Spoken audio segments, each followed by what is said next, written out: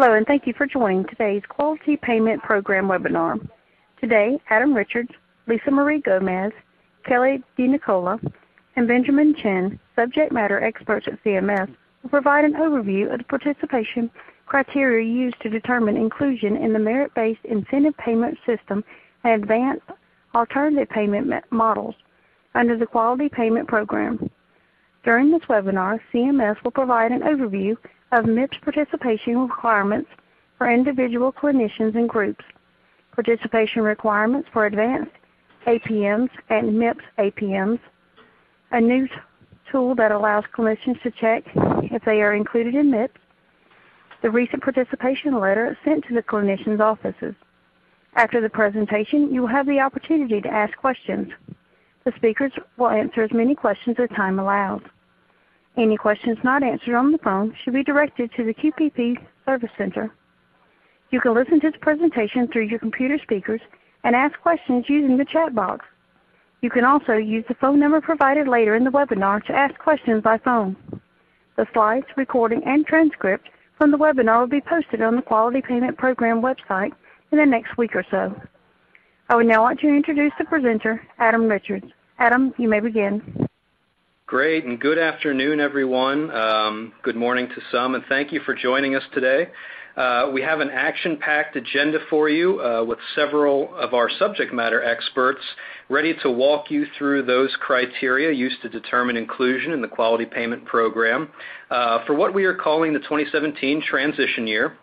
But before jumping into the discussion, I want to open a poll just to get us all loose, get us interacting and thinking on this Monday, dust off some of the cobwebs from after lunch. And that poll is on screen right now. And the question is, prior to receiving the clinician participation letter from CMS, how much did you know about the Quality Payment Program? And for those who may not have received a letter, just let's say prior to May, how much did you know about the Quality Payment Program? And your polling options are available on screen. While you are polling, I want to take a minute or so just to set the context for our discussion today. Our focus is primarily on those criteria used to determine inclusion in both the merit-based incentive payment system and the advanced alternative payment model tracks. This is meant to be a high-level, informative overview. We will not necessarily be getting into the how, as I like to call it. In other words, how do I choose measures? How do I submit my data? How do I pick my pace? We do have some really great resources available on qpp.cms.gov that can help answer those questions. And I highly suggest checking out the Education and Tools section on the site, where you will find fact sheets, downloadables. If you click on the webinars link, also under that tab, you will have access to previous webinar recordings. There are self-paced micro videos, which are just short tutorials on many of the concepts of both MIPS and advanced alternative payment models. And generally, they're 15 minutes or less. Most are 10 minutes or less. And we also have education modules out there that contain continuing education credits. So I certainly encourage everyone to check out the website. We're going to go ahead, now that minute or two has expired, we're going to go ahead and close the poll and move on to our next slide. This is kind of where we're going to jump in, get dirty with the Quality Payment Program. So the Quality Payment Program, as you can see on screen, is really comprised of two tracks. That is the Merit-Based Incentive Payment System and Advanced Alternative Payment Models. Those are the two tracks for the program. We're going to get into both of these tracks as we move through our discussion, so I won't spend too much time on this slide. So I'll move on to the next slide, which is talking MIPS basics for the 2017 transition year and what you need to know moving forward. So on our next slide, great. So what is MIPS? What does MIPS really do? And we have two graphics on screen here. And ultimately what the first graphic is speaking to is the fact that MIPS consolidates three of the programs that you all may be familiar with. Those include the Physician Quality Reporting System, or the PQRS program, the Physician Value Modifier, or VM program, and the Medicare EHR Incentive Program for eligible professionals. I do think it's important to point out and remind folks that the Medicare EHR incentive program for hospitals and the Medicaid EHR incentive program will remain in place. So in essence, MIPS keeps the focus on quality, cost, and the use of certified EHR technology without having separate programs that ultimately do the same thing. This is one single improved program.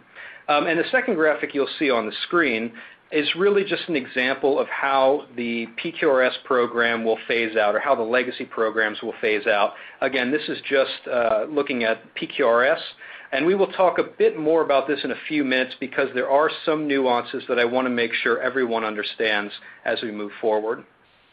Next slide, please.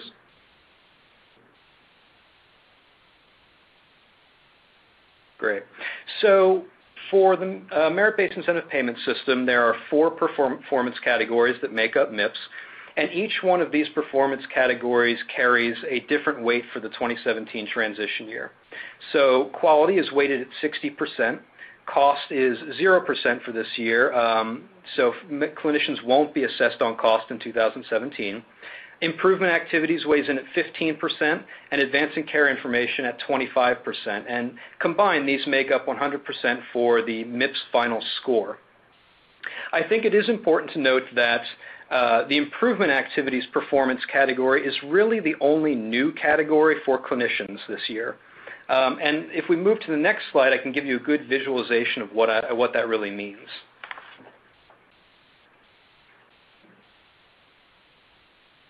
Great. So as you can see, when we talk about quality under MIPS, it's very similar to the PQRS program. Cost is very similar to the resource use or cost measurement side of the value modifier program, with some elements of quality data mixed in. And the advancing care information performance category really deals with the usage of electronic health records, so ultimately the meaningful use program. It's very similar. And I think the key word here is similar, not necessarily identical. You will see some changes to the program, and you'll see more flexibilities added under the quality payment program and under the merit-based incentive payment system. So if we go to the next slide, please. So with the legacy program, this is one area I mentioned we talk a little bit more about the legacy programs, which, as we mentioned, are going away. They are being sunsetted into MIPS in the transition year and beyond in future years. So one question that we have been hearing from everyone out there is, how will these changes impact, and when I say changes, that's the transition toward the merit-based incentive payment system. So how will these changes impact the adjustments that I'm expecting from the legacy programs? And simply put, you will still receive those expected adjustments. As you can see from the points that we've bulleted on screen for both PQRS, value modifier, and the EHR incentive program, those adjustments are still expected in future years. I won't go through all of this information, but I do want to touch on one very, very important nuance, and that's specific to the EHR incentive program for eligible professionals. So if you move to the next slide, please. This is a special note specific that pertains specific to this legacy program. So eligible professionals who are first-time participants in the EHR incentive program generally have until October 1st of their first year to attest and avoid payment adjustments in the subsequent year. So what does that really mean? So those eligible professionals who are first-time participants in 2017 have until October 1st, 2017 to avoid the 2018 payment adjustment. We do note that 2017 is also the first year of the merit-based incentive payment system, which carries similar EHR reporting requirements to those of the Medicare EHR incentive program for eligible professionals. I also think it's important to note here that we define first-time participants as being eligible to previously attest, but never did. So this is really the first year they are participating to try to demonstrate meaningful use. Additionally, eligible professionals that are brand new to Medicare are automatically exempt from the EHR incentive program.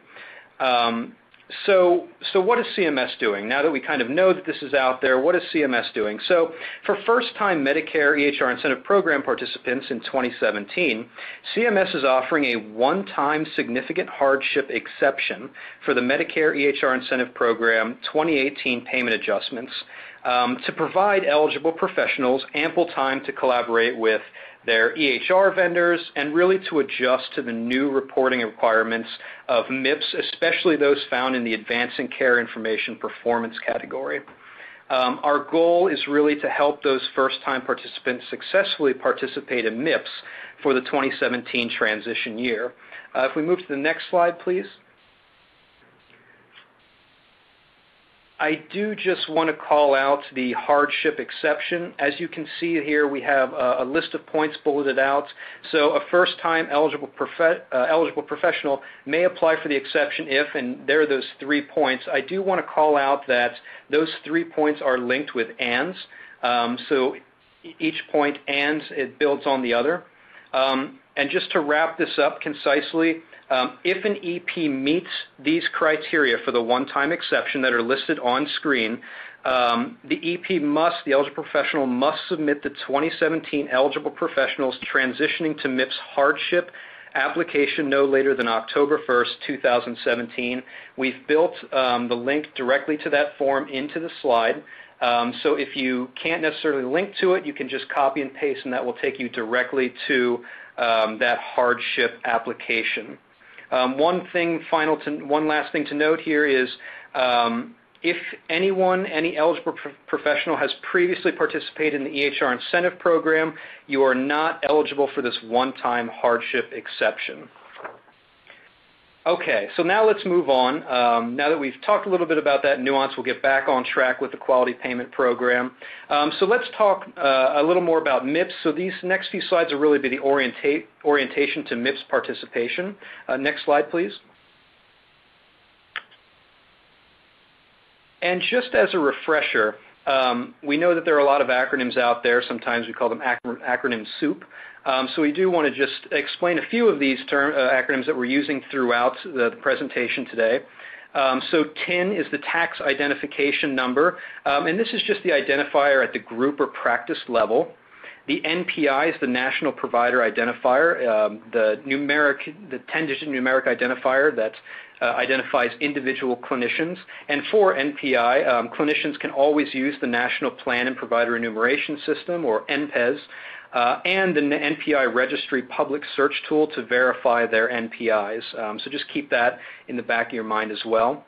And then, of course, we have TIN NPI. And that's really the association between the NPI, so the clinician, and the practice in which they are connected. Some clinicians, you may just have one NPI, one TIN.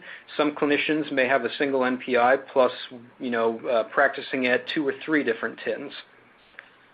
So if you move to the next slide, this will just lay out our discussion for today for the MIPS component. So in the 2017 transition year, you can participate in MIPS as an individual, as a group, or in an alternative payment model. And this is how our discussion will be covered for the duration of the MIPS track. So with that said, we're going to go to the next slide.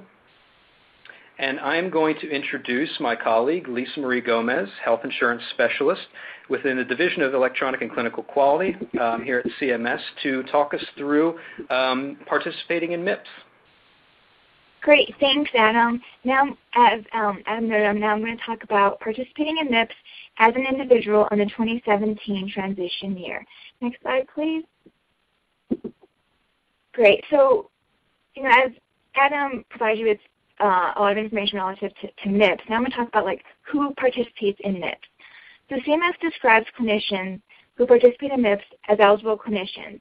For the first two years of MIPS, so 2017 and 2018 MIPS performance period, MIPS eligible clinicians include physicians, physician assistants, nurse practitioners, clinical nurse specialists, certified registered nurse, anesthetists, and any clinician group that includes one of the professionals listed above.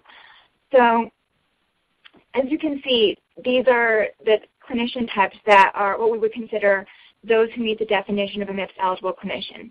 We also note that in order to participate in MIPS, not only meeting the definition of a MIPS eligible clinician, but it's also ensuring that you exceed the low volume threshold. And as you can see on this slide, we identify the low volume threshold as clinicians billing more than $30,000 in a year in Medicare Part B allowed charges and provides care for more than 100 Medicare patients in a year. Next slide, please.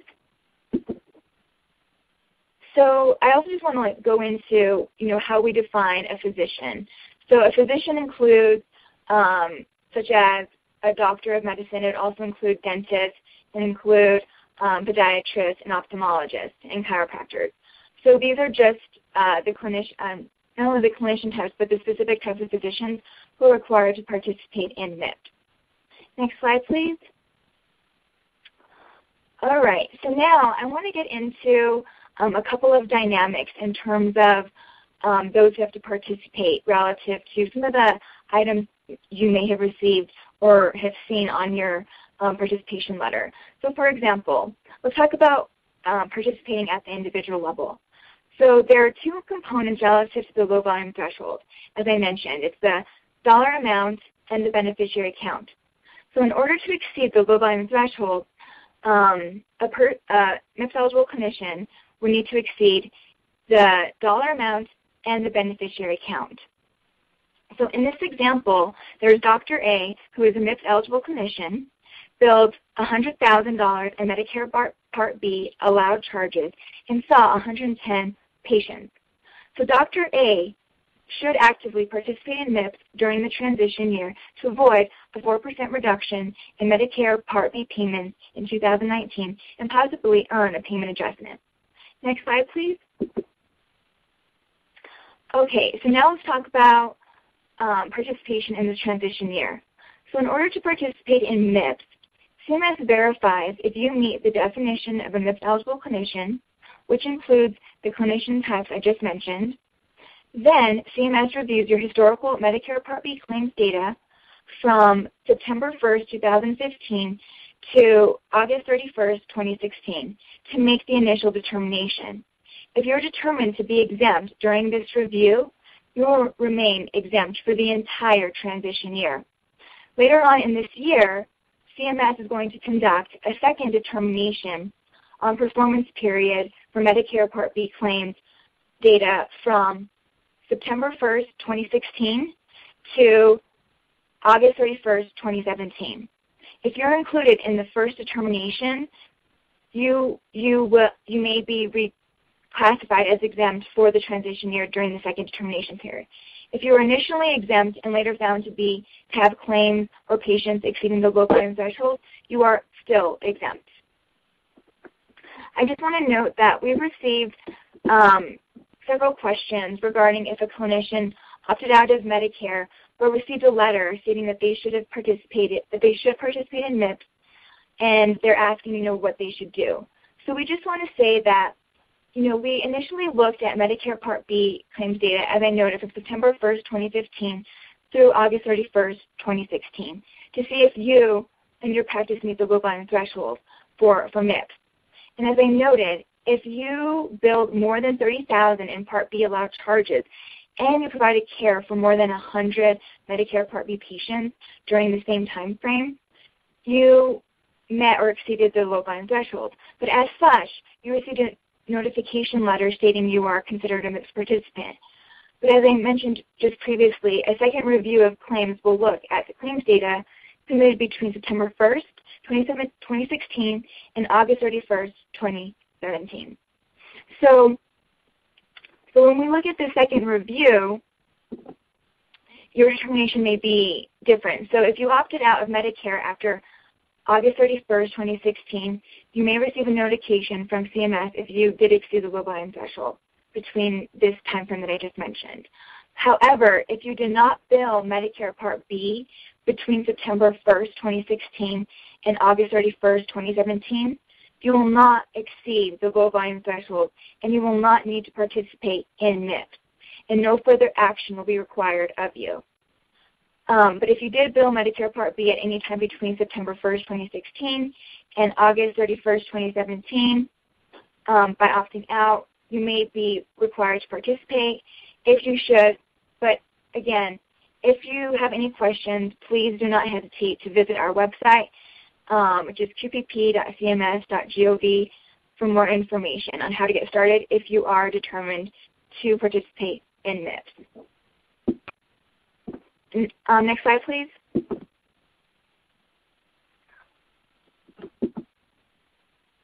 All right, so if you are included, you are actively, or you should actively participate in the transition year to receive a neutral adjustment or possibly earn a positive payment adjustment. So not participating will result in a negative and a 4-point downward payment adjustment. Next slide, please. All right, so now I want to get into who is exempt. And you've heard me talk about this low volume threshold, which is one way in which a person would be exempt. But there are a total of 3 types of exclusions. So if a clinician is eligible for one of these exclusions, the clinician would be exempt from participating in MIPS.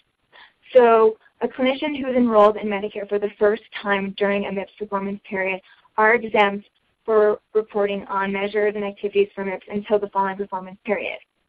Also, qualifying APM participants, which are also known as QPs, are not considered MIPS eligible clinicians and are exempt from MIPS participation. Also, we have partial QPs who do not report on measures and activities that are required to report it under MIPS for a given performance year, are not considered MIPS eligible clinicians and are exempt from MIPS. And as I also noted, there's this low volume threshold. And I want to just get into just one dynamic relative to the low volume threshold. With the low volume threshold, we make determinations at the individual level and at the group level.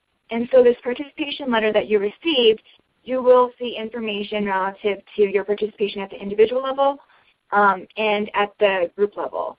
The reason why we've established the low volume threshold at the individual level and at the group level is for groups to determine how they want to participate in MIPS, because groups have the option to participate at the individual level or at the group level.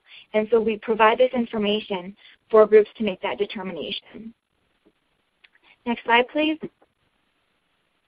Now I want to go into a scenario in which we talk about an exemption at the individual level. So in this scenario, Dr. B is considered a MIPS eligible clinician, billed $100,000 in Medicare Part B allowed charges, and provided care to 80 Medicare Part B beneficiaries. So in this scenario, Dr. B would be exempt from MIPS due to seeing less than 100 patients. And again, it's because the low volume threshold has 2 elements, the dollar amount and the beneficiary count. So in order to exceed the low volume threshold, you have to exceed not only the dollar amount, but also the beneficiary count. And in this scenario, this Dr. B did not exceed the beneficiary count, which would then make this clinician exempt. Next slide, please. Okay, so now I just want to talk about, if you are exempt, you have the option to voluntarily submit data to CMS to prepare for future participation, but you will not qualify for a MIPS payment adjustment based on your 2017 performance. Also, if you voluntarily participate, this will help you, hit the ground running when you are eligible for payment adjustments in future years. Next slide, please. Now I'm going to talk about participating in MIPS as a group in 2017 transition year. Next slide, please. All right, so as I previously noted, groups have the option to report at the individual level or at the group level. If your group participates in MIPS at the group level, the low volume threshold will also be calculated at the group level. So low volume threshold determination for a group is conducted for a group as a whole. So if your group bills more than $30,000 in Medicare Part B allowed charges and provides care for more than 100 Medicare Part B patients, the group as a whole is required to participate in MIPS at the group level. So I just want to note that even though an individual clinician in a group does not exceed the low volume threshold at the individual level, such individual clinician will need to participate in MIPS because their group is participating in MIPS at the group level. Next slide, please. So now I want to go over a particular example. So in this scenario, we have a group or a TIN with 3 clinicians. Dr. A exceeds the low volume threshold at the individual level and is required to participate in MIPS at the individual level. Dr. B does not exceed the low volume threshold because Dr. B did not provide care to more than 100 Medicare Part B beneficiaries and is not required to participate in MIPS at the individual level. Now for the nurse practitioner does not exceed the low volume threshold because the nurse practitioner did not provide care to more than 100 Medicare Part B beneficiaries and is not required to participate in MIPS at the individual level. So now let's look at the group as a whole. So for this group as a whole, the group exceeds the low volume threshold at the group level, and if this group decides to participate in MIPS at the group level, all 3 clinicians would be required to participate in MIPS.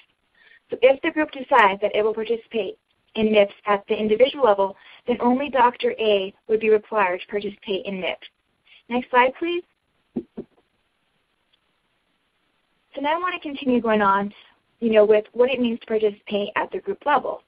So groups are required to register with the CMS Enterprise Portal if they elect to report utilizing the CMS Up interface and or administering the CAPS for MIPS survey. The registration period is from August 1st to June 30th, 2017. Only groups that are registered prior to June 30th are able to cancel their registration. And I also just want to note that only groups that are utilizing the CMS Up interface or administering the CAPS for MIPS survey are required to register for the MIPS, are required to register. Whereas if you're going to report via a qualified registry, a QCDR, or EHR, you are not required to register. Registration, again, is only for groups wanting to utilize the CMS web interface or administer the CAPS for MIPS survey. Next slide, please. Now I want to go into participating in MIPS and these special rules and considerations that we have and that we've outlined in the rule. So we'll go on to the next slide. And now I'm going to talk about, clinicians participating in rural health clinics and federally qualified health centers. So if you're a clinician that participates in a RHC or FQHC and bills under the RHC or FQHC payment methodology, they would not be required to participate in MIPS and would not be subject to the MIPS payment adjustment. However, if clinicians in an RHC or FQHC bill under the physician fee schedule and they meet the definition of a MIPS-eligible clinician and exceed the low volume threshold, they are then required to participate in MIPS and are subject to the MIPS payment adjustment. Next slide, please. So for clinicians who meet the definition of a MIPS-eligible clinician and practice in critical access hospitals, specifically in Method 1 critical access hospitals, such clinicians would participate in MIPS and the MIPS payment adjustment would apply to payments made for items and services that are Medicare Part B charges billed by the MIPS-eligible clinician. The payment adjustment would not apply to the facility payment to the critical access hospital itself. For clinicians who meet the definition of a MIPS-eligible clinician and practice in a critical access hospital, specifically a Method 2 critical access hospital, and assign their billing rights to the critical access hospital, to the critical access hospital, the MIPS payment adjustment would apply to the Method 2 critical access hospital payments.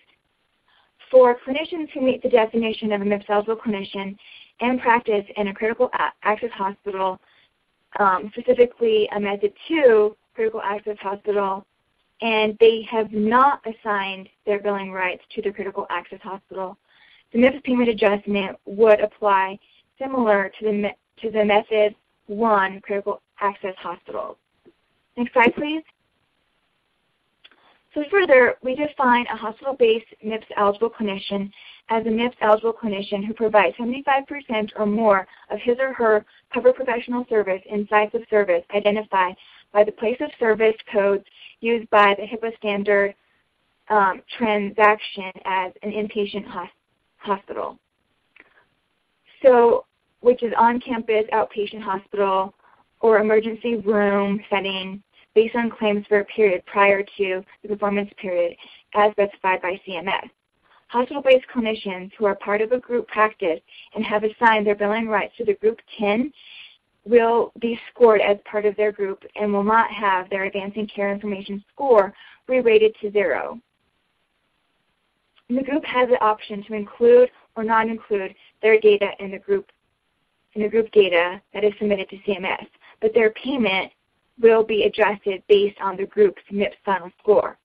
If all clinicians with the group are hospital-based, the performance score for advancing care information would be re-rated to 0, and the 25% weight would be assigned to the quality performance category.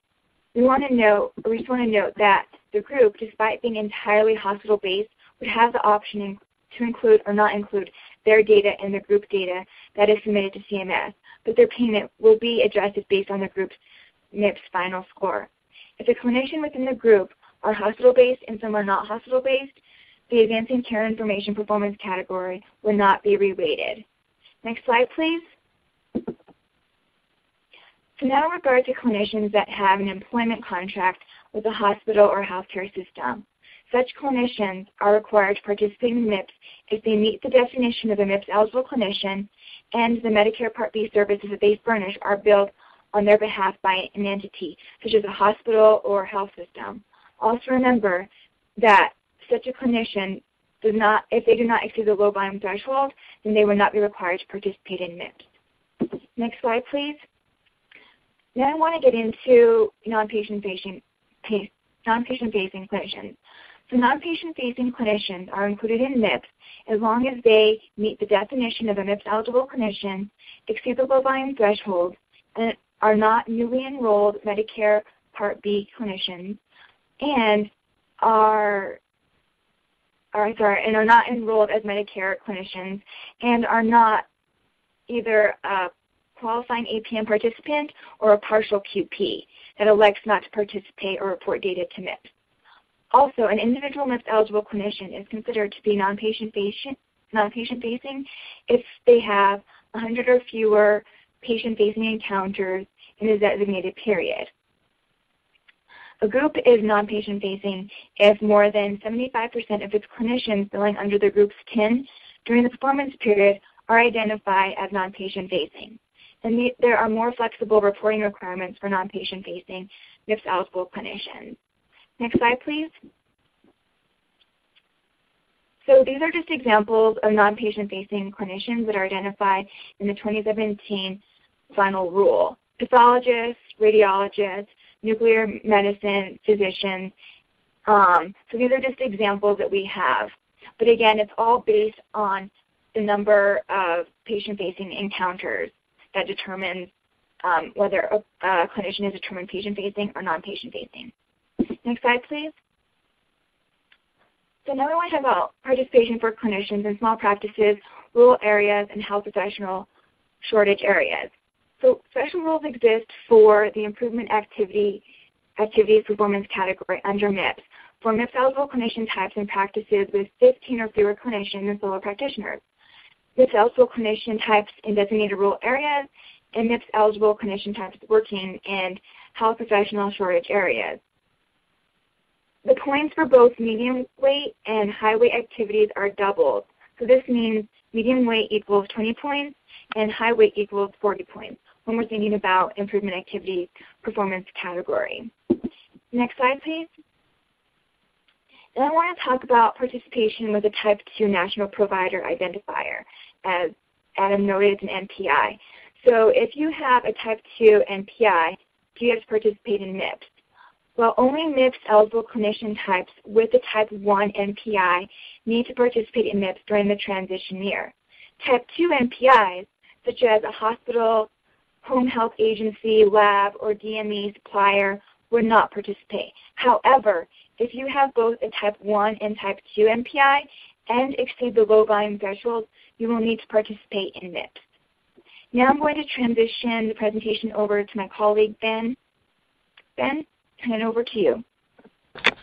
Hey Ben, this is Adam. Just before we transition to you, just wanted to take a minute to thank Lisa Marie for covering the MIPS portion of our discussion today. Just want to touch on a few things very quickly, maybe a minute or two, that we saw coming up throughout the chat. Definitely the question of and versus or when it comes to the low volume threshold. So just to kind of elaborate on this, it really is, it depends on how you're looking at it, either from the inclusive or exclusive perspective. So if a clinician is included in the quality payment program, in MIPS for the transition year, we would look at it from the and perspective. So to be included in MIPS, you have to bill more than $30,000 a year in Medicare Part B allowed charges and provide care for more than 100 Medicare patients. So the or is really just a way of exempting folks from the program within the low volume threshold. I hope that helped clear that up just a little bit. I know that can be a little confusing, but it does start to make sense when you look at it from that different perspective. So with that, I am going to turn it over to Benjamin Chin now, our health policy analyst with the Center for Medicare and Medicaid Innovation, to talk about MIPS APMs, and then eventually Ben will be back to talk about advanced APMs in just a little bit. Ben? Thanks, Adam, and thanks, Lisa Marie. So switching gears here, I want to talk a little bit about MIPS APMs. So next slide. So just as a refresher, MIPS APMs are a subset of APMs, which are alternative payment models, and they're another type of subset different than advanced alternative payment models. So participation in MIPS APMs applies to MIPS-eligible clinician types who participate in specific APMs. And just a note here, we have posted a complete list of all APMs noting which models are MIPS APMs and which models are advanced APMs on the website at qpp.cms.gov. So that's a good place to go and check to see if an alternative payment model you may be participating in is also a MIPS APM. And so if you are participating in a MIPS APM, this is the way that you are participating in MIPS if you are not exempted for another reason. Participants in MIPS APMs benefit from the APM scoring standard, which uses APM-related performance to aggregate data and streamline reporting, and this is to ease the burden on clinicians who are participating in MIPS APMs. And just to note, CMS identifies clinicians participating in MIPS APMs on 3 different snapshot dates, which are illustrated by these calendar dates above. A MIPS-eligible clinician must be on a participation list for an alternative payment model on at least one of the 3 snapshot dates to be considered a participant in a MIPS APM. Next slide. So how does the low volume threshold apply to MIPS clinicians in MIPS APMs? Similar to how the low volume threshold applies to MIPS-eligible clinicians at the group level, for MIPS APMs, CMS will calculate the low volume threshold at the APM entity group level. What this means is that if the APM entity group exceeds the low volume threshold, they will be required to participate in MIPS, and if they don't, they will be exempt from MIPS, similar to regular MIPS groups. And now I'll turn the presentation back over to Adam. Great, thanks, Ben. And I'm going, if we go to the next slide, please. So now we're going to just switch gears a little bit and talk about the clinician participation letter, as well as the lookup tool that is now available online, NPI lookup tool that is available online. I'm going to turn it over to Kelly DiNicolo, Senior Technical Advisor with the Office of Communications here at CMS. Thanks, Adam. Good morning or good afternoon to everyone, depending on what part of the country you're calling in from. Next slide, please. So just wanted to talk about ways to determine if you need to participate in MIPS or not. So a couple of things have recently happened. One is CMS, through our MAC contractors, recently sent out a letter that indicated whether clinicians needed to participate or not. So a couple of things about the letter. The letter began hitting the street, so to speak, on April 27th, and that probably continued for about 1.5 weeks through the end of that first week of May. And so by then, everyone should have gotten the letter. So let me talk about what I mean by everyone. The letters were sent at the tax identification number that a clinician or a group bills through. And so in some cases, and I'll use my neighbor as an example, he's in a practice where there's only him, another doctor, and I think they have one nurse practitioner. And I asked him over the weekend, did you get your letter? He's like, no, I just checked and we didn't. And the issue is that all their billing is sent to the hospital. So a huge hospital with thousands of doctors probably has all of their information. So that's one thing to note. The other thing that is unique is, let's say you are a clinician and you have an individual practice, but then maybe you work at a group practice as well, separate. So you probably are billing to two separate TINs. One is your individual and one to the group. So you will have a different status at each TIN, and therefore could have had received notification through two separate mailings. So just wanted to make everyone aware of that. Next slide, please. And one more thing I wanted to mention just before we go into I review the letter itself is that for this particular mailing, MSSP Track 1 ACOs, we did not include those organizations in this letter, and that is because with MSSP Track 1, if you're participating in that, you likely still need to participate in MIPS under that ACO model, even if, when Lisa went through the low volume threshold, if you don't meet that low volume threshold and you're in that particular ACO, that is an exception where you still need to participate in MIPS. And if you have questions about that, you should contact your ACO administrator directly. So what you should be seeing on the screen now is getting started. The letter itself is 4 pages. This is what it looks like. We've also posted, I know the slide might be hard to read at this point, but the slides are posted on the website, qpp.cms.gov. If you go under the Outreach and Education section, and click on that, it's down towards the middle of the page. We've included a sample letter here. It just gives, we start out by thanking everyone for participating in the Medicare program, and then provide a brief overview very similar to what Lisa and Ben have walked through just before me about the program, what you need to do, and where to go for help. So if you can go ahead and skip to slide 45, please.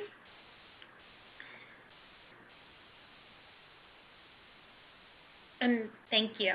This, I would say, is probably the most important piece of the mailing, and probably likewise the piece of the mailing that has caused or can cause some confusion.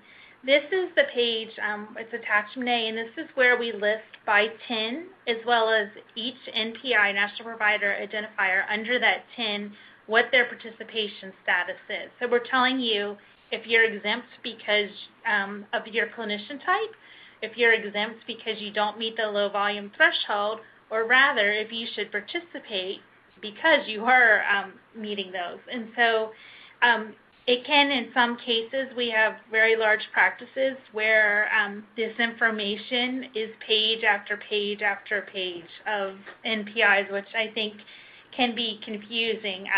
But if you wanted a written record, a paper copy, that would be where you want to go. And again, it was sent to the most current address of the tax identification number. So I'm going to plug that you should be updating your email address, or your correct mailing and billing address often. So that's how it was mailed and sent there. Let me go ahead and go on to the next page. We're not showing attachment B, but there is in the mailing something called attachment B, and again, this is available on the website. That has a list of our most commonly asked questions, and we've provided answers on participating in MIPS. So if you haven't looked at that yet, go ahead and take a look at it. So right after we sent the letter out, we were really excited to launch a tool, and I'm forgetting the date. I want to say it launched the first, whatever that, I think that it was the first Friday in May, or it may have been the last Friday in April, first Friday in May, Adam's telling me. What we're calling is the MIPS Participation Lookup Tool. And this is really, I think, a more user-friendly way to look at information. I think it's a way you can confirm information that's on your letter. If you're like my neighbor and you can't find your letter, this is a quick way where you can enter your MPI, or for that matter, anybody's MPI, it's not authenticated, and find out your participation status.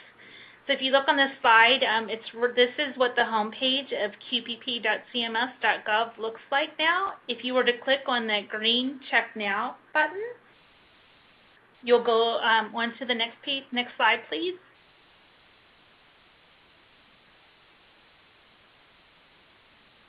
And here's where you had already, so assuming that you've entered your NPI into once you click on Check Now, you'll get to this page, Am I Included in MIPS? You enter an MPI number, click on Check Now, and go to the next page. Or next slide, please, sorry. And on this page, you will see, or sample slide, you'll see a sample physician Jane Sample, MD. We talk about she has enrolled in Medicare prior to January 1st, 2017, so we know there that she can participate. We also know by her provider type, she's a doctor of medicine, so she can participate. If you go down below, we list the group practice that she's part of. As an individual, she is included in MIPS, so obviously, likewise, she'd also automatically be included in MIPS at the group level because the threshold's not changing. Next slide, please.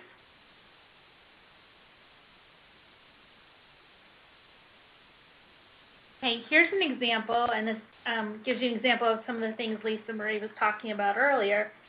This is an example of another clinician. They are a certified nurse midwife. They have one associated TIN, and they participated in Medicare prior to January 1st, 2017. However, this nurse midwife is exempt from MIPS, and you can see this is exactly what the screen would look like, because she's not a participating provider type. However, if she's part of a practice that bills as a group, the practice overall, and they just decide to participate that way, then the practice does meet the low volume threshold and would therefore be included in MIPS. Next slide, please. I'm going to turn it back over to Adam. He's going to walk you through quick tips on getting started. Great. Thanks, Kelly. And as you can see on screen, we are a little short on time, so I'm going to go through this fairly quickly because we have a lot of questions coming in about advanced alternative payment models, so we want to get to that section. But these are just some tips for getting started if you are in the MIPS track. One thing I want to point out that later in this week, hopefully in the next week or two, we will have a quick start guide that we anticipate publishing that will help to get you started in this program. It will cover a lot of the points that are listed out on the screen. So look for that resource. That's all the more reason to keep checking back with us at qpp.cms.gov. Again, these are just some tips for getting started. I do want to move to the next slide so we can get into the advanced APM participation. And I'm going to welcome back Ben to talk us through this next section. Thanks, Adam. So switching gears, and you can move on to the next slide. Switching gears, I want to talk about the Advanced Alternative Payment Model track of the Quality Payment Program. As I mentioned before, there are general APMs, there are MIPS APMs, and then there are advanced APMs. Advanced APMs meet three specific criteria to be considered advanced alternative payment models, and I won't get into those criteria here, but I will on this slide talk a little bit about the benefits of participating sufficiently in an advanced APM. So for payment years 2019 through 2024, clinicians who become qualifying APM participants, or QPs, through advanced APMs are excluded from MIPS adjustments, and they also receive a 5% lump sum incentive payment for their Part B professional services furnished during the calendar year immediately prior to the payment year. And I know that's a little bit confusing, so as an example, if an eligible clinician reaches QP status in 2017, they'll be paid an APM incentive payment in 2019 based off 5% of their Part B professional services furnished during the 2018 calendar year. Next slide. So to add some additional context on what it means to be a qualifying APM participant, as that top box shows, clinicians must become qualifying APM participants to earn the advanced APM rewards. Qualifying APM participants, or QPs, are clinicians who have a certain percentage of their Part B payments for professional services or patients furnished Part B professional services through an advanced APM entity. I just want to reiterate that it's not sufficient to simply participate in an advanced APM. Your participation needs to reach a sufficient threshold by way of your APM entity in order to achieve QP status. Next slide. So how do clinicians become qualifying APM participants? The first thing here is that to note that all QP determinations that CMS makes are made at the advanced APM entity level, and there's only really two exceptions to that. The first exception is that individuals participating in multiple advanced APM entities in which none of the APM entities they are participating in meet the QP threshold as a group, then they will be the QP thresholds will be done at the individual eligible clinician level. The second exception is clinicians on an affiliated practitioner list, which are used in the comprehensive care for joint replacement model. Those determinations will also be done at the individual eligible clinician level. Next slide. So CMS calculates a percentage threshold score for each advanced APM entity in an advanced APM using two methods, the payment amount method and the patient count method. CMS will use the method that results in a more favorable QP determination for each advanced APM entity. And the general formula that we use to do the QP determination or to calculate the QP threshold scores are attributed beneficiaries over attribution eligible beneficiaries. And I know the attribution eligible construct is a little bit confusing, but essentially it's all beneficiaries who could have potentially been attributed to an advanced APM entity in an advanced APM. So next slide.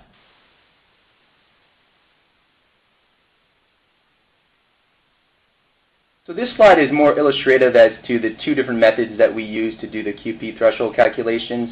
One on the left-hand side, you'll see the payment amount method, and then on the right-hand side, you'll see the patient count method.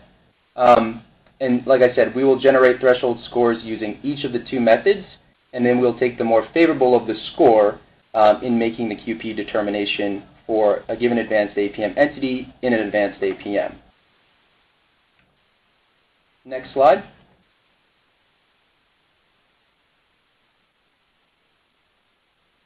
So the threshold scores that we calculate for each method are compared to the corresponding QP threshold table, and CMS, like I said, takes the better of the two results.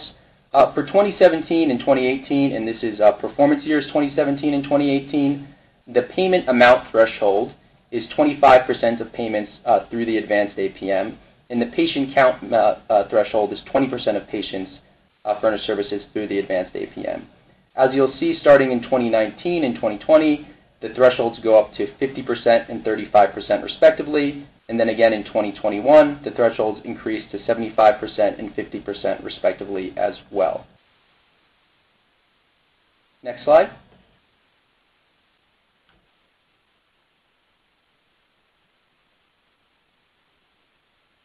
And so this last slide here shows that all clinicians in the advanced APM entity become QPs for the payment year. So like I said, the advanced APM is at the model level, and then we do QP determinations at the advanced APM entity level, and then if an advanced APM entity meets the QP threshold, then all the eligible clinicians in that advanced APM entity will be QPs for that year. One thing to note here, there's one other exception. for models such as CPC Plus, there could be an APM entity in which is a single provider or a single eligible clinician. Next slide.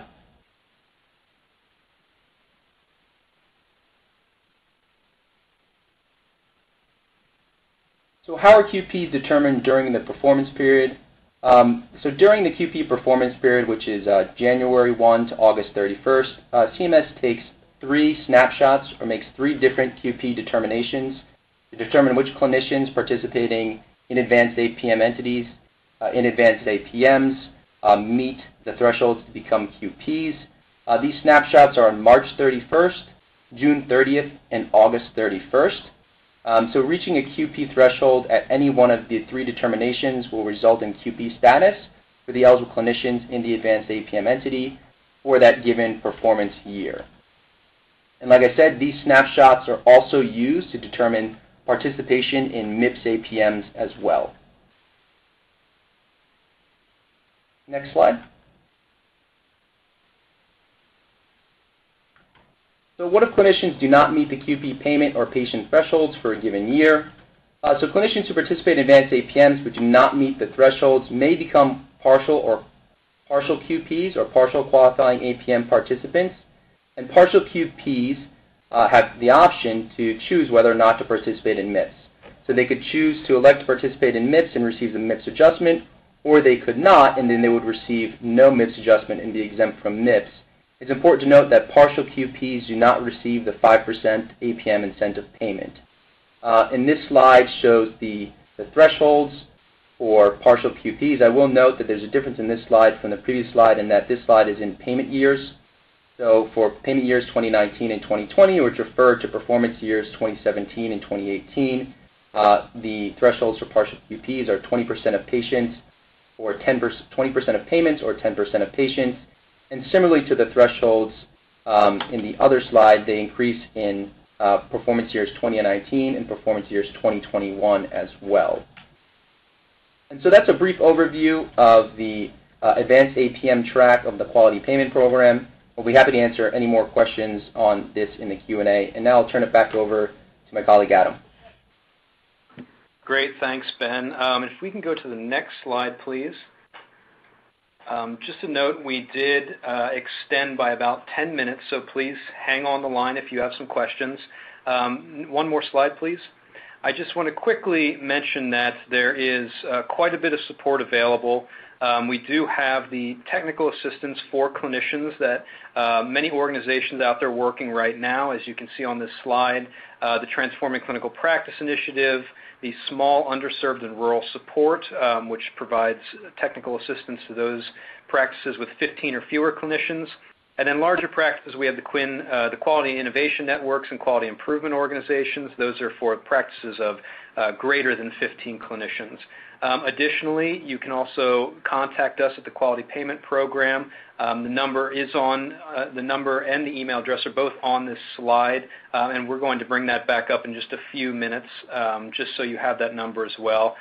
Any questions related to letters, policy, just call in, email us, contact one of the technical assistance organizations.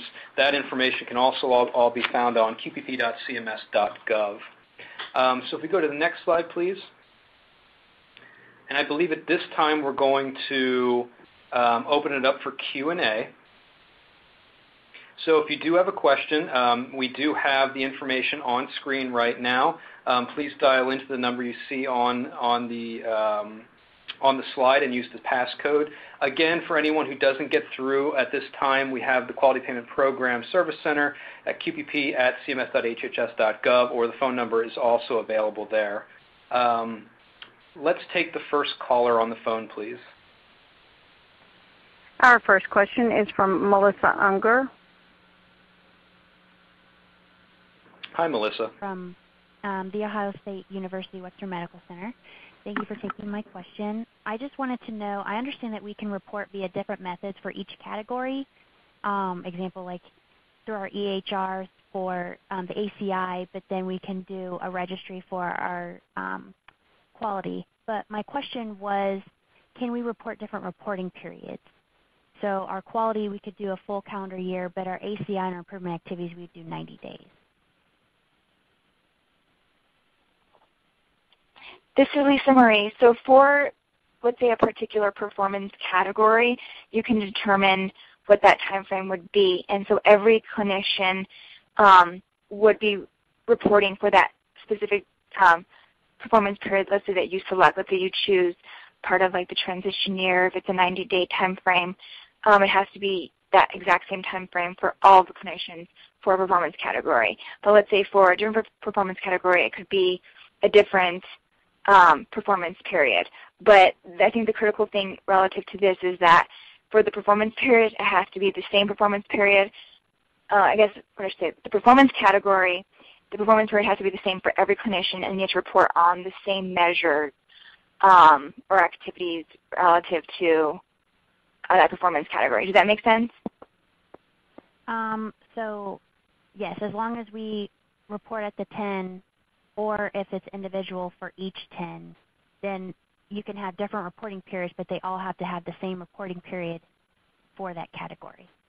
So if all of our eligible clinicians under our 110 did 365 for quality and then 90 days for ACI, then that would still be appropriate. Yes. Okay. Thank you. Okay, I just want to answer a few questions that we're seeing, a few common questions that are coming up in the Q&A. If you did not receive a letter and you thought that you should have received a letter, or if there are errors on your letter, or any of the above, if you just have questions about your letter, again, please reach out to us directly. As you see on screen right now, we have both the email address and the phone number for the quality payment program. So if there's any questions about the letters, just want to talk in general, please give us a call. We're happy to help sort through any issues that there may be with the clinician participation letter. One other thing that I did notice, for folks who have received a letter and they say individually you are exempt, that it holds true. If you are exempt, you are exempt from MIPS for the transition year. Now, if you opt to report as a group, that is entirely up to you. If that's one way that you want to participate in the MIPS track this year.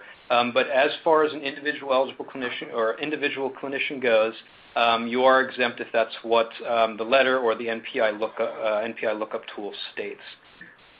So let's take another question from the phone line. Your next question is from Sharon Stewart.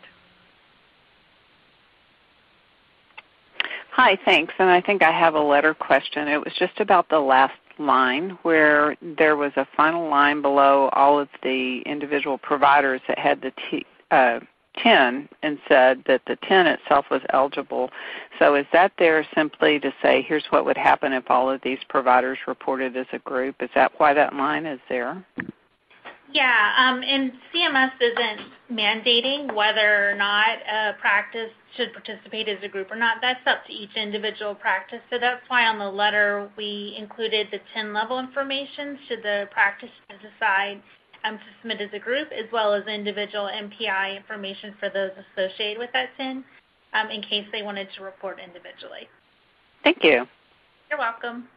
I'm going to pull a question from the Q&A, and this is for Ben and the CMMI team. For the snapshot, June 30th and August 31st to qualify as a QP, is this the time we need to register, or should we have already been reporting measures by this time period or snapshot? So thanks, Adam. So the answer to that question is you would have already been participating in the advanced APM during the QP performance period, and so you would have been reporting any measures associated with participation for that advanced APM that are required by that advanced APM. So you would be participating from the start of the performance period through the end of the year. Great, thanks, Ben. Back to the phone lines.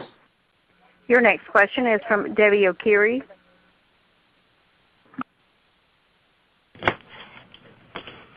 Debbie, your line is open. Hi. Yes, I just had a couple of, I think it was a few questions. So we are a Track 1 MSSP ACO, and that includes some FQHCs.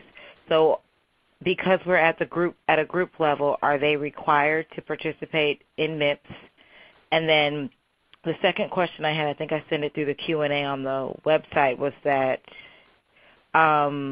if you said that we all didn't receive the letter, I can't remember my question, so that one's forgotten. So just the FQHCs and the MIPS, because someone told me last week that FQHCs can participate. So we just kind of need some clarity around that. So this is Lisa Marie, and I'll answer relative to being an FQHC. So for an FQHC, it depends on the billing methodology. So if you're billing under the FQHC billing methodology, a clinician in an FQHC would not be required to participate in MIPS. However, if there is a clinician in the FQHC that is billing under the physician's fee schedule, and if that clinician, based on the amount that they bill, if it exceeds the low volume threshold, then the individual clinician would be required to participate in MIPS. Okay, so as an ACO, we could have half of our participants, because we have various TIN numbers. So we'll have half of our participants doing MIPS, and then the other ones would still stay with our meaningful use or PQRS for 2017, correct? So, Adam, do we have other folks from our team on the line who can address the ACO portion of this question? So we don't have a MSSP Track 1 expert on the line today, and for next time we definitely will. I wanted to... Sorry, this is Terry Postman from the Shared Savings Program. And I think that, so what I'm hearing from you is if you have FQHC, RHC in your ACO, and there are practitioners that are billing through that facility, 10, are they included or excluded? And I actually I'm going to have to kick this back to the QPP folks, because my understanding is, and the QPP folks can correct me if I'm wrong, but my understanding is that the Shared Savings Program ACO as a group, as a whole, will be assessed on low volume threshold. We don't anticipate that any ACOs will not meet that low volume threshold. So that means that all the clinicians that are participating in the ACO will be MIPS eligible clinicians. So I guess we'll start there. QPP, can you validate that statement? Hey, it's Kelly. I've heard that too. And the one statement I did wanted to make, because we tend to get a lot of questions on MSSP, particularly Track 1. This week we will be posting 2 new fact sheets on qpp.cms.gov on that focus on MSSP in particular. So look for that. Most likely it'll happen Tuesday or Wednesday, and for sure we will provide a link in the external newsletter, which is mailed out on Fridays. And if you're not signed up for that, just go to qpp.cms.gov and sign up to be on our listserv, and that way you'll be alerted as information is posted. Okay, thanks, because that makes a big difference about trying to figure out, okay, we have to tailor half of our organization for MIPS, and then the other half we're telling them, okay, you all are going to continue doing what you're doing because FQHCs are not eligible for MIPS. But no one has told us at an ACO level how that impacts us. So we just kind of split them half and half. So, okay, so that's good news. Great. Thank you for your question. Well, ladies and gentlemen, that is going to conclude our discussion today. If you didn't get a chance to get onto the line or didn't have one of your questions answered, please send them to the Quality Payment Program, again, at qpp@cms.hhs.gov. We will do our best to try to get your questions answered. There were a lot of folks on the line today, and we certainly appreciate every single one of you participating in this discussion and for asking questions. I want to thank all of the subject matter experts for being here today, and we will see you in the future. Thank you. Thank you. This concludes today's conference.